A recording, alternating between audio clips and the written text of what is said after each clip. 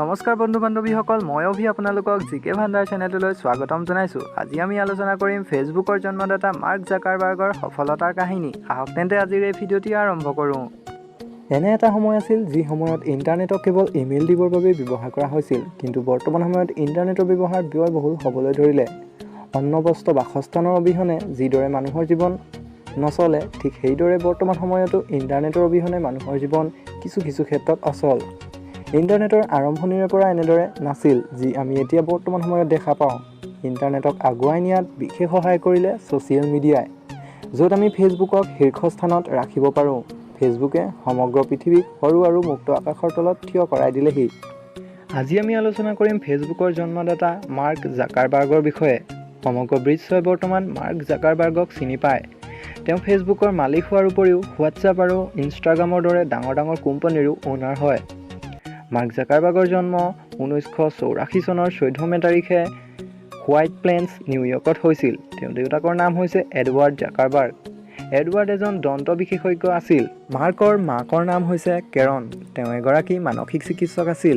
ইয়াৰ উপৰিও মাৰ্কৰ পৰিয়ালত 3 গৰাকী বায়েক ভনীয়েক আছে। মাৰ্ক আৰু তেওঁৰ 3 গৰাকী ভনীয়েক নিউয়ৰ্কৰ ডবছ ফেৰী নামৰ ঠাইত ডাঙৰ দীঘল হৈছিল।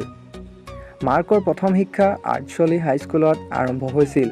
তাৰপিছত তেওঁ ফিলিপছ এক্সেক্টৰ একাডেমীত পঢ়িবলৈ লয়। তেওঁ সৰুৰে পৰা পঢ়াত মেধাৱী আছিল। মাৰ্কে ফিলিপছ এক্সেক্টৰ একাডেমীত পঢ়ি থকা অৱস্থাত ছায়েন্স আৰু ক্লাছিকেল ষ্টাডিত যথেষ্ট পুৰস্কাৰ লাভ কৰিবলৈ সক্ষম হৈছিল। তেওঁ স্কুলৰ ফেন্সিং টীমৰো কেপ্টেইন আছিল।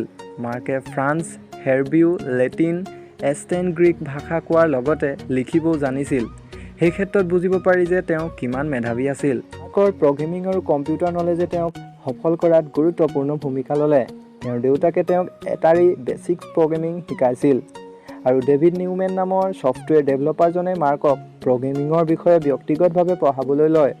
যি সময়ত মাৰ্কৰ বন্ধুবোৰে গেম খেলাত ব্যস্ত আছিল, তেওঁ সেই সময়তে নিজে গেম বনাবলৈ যুঁজি আছিল।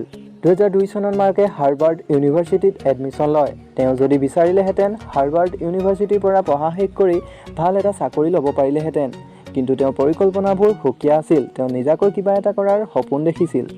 সেইবাবে তেওঁ প্ৰথমে ফেচমেছ নামৰ এটা প্ৰগ্ৰেম তৈয়াৰ কৰে। সেই প্ৰগ্ৰেমত মানুহে বিভিন্ন ফটোৰ ভিতৰত সবাতোকৈ ভাল লগা ফটোখন নিৰ্বাচন কৰিব পাৰিছিল। এই ৱেবছাইটটো কিছুদিনৰ বাবেহে সক্ৰিয় হৈ থাকিল। পিছত কলেজৰ দ্বাৰাই এই ৱেবছাইটটো বন্ধ কৰি দিয়া হয়, কিয়নো এই ৱেবছাইটটোত বহুতো ছাত্ৰ-ছাত্ৰীৰ ফটো বিনা অনুমতিত দিয়া হৈছিল। এই ৱেবছাইটটো অফ হৈ যোৱাটো মাৰ্ক জাকাৰবাৰ্গ হতাশ হোৱা নাছিল।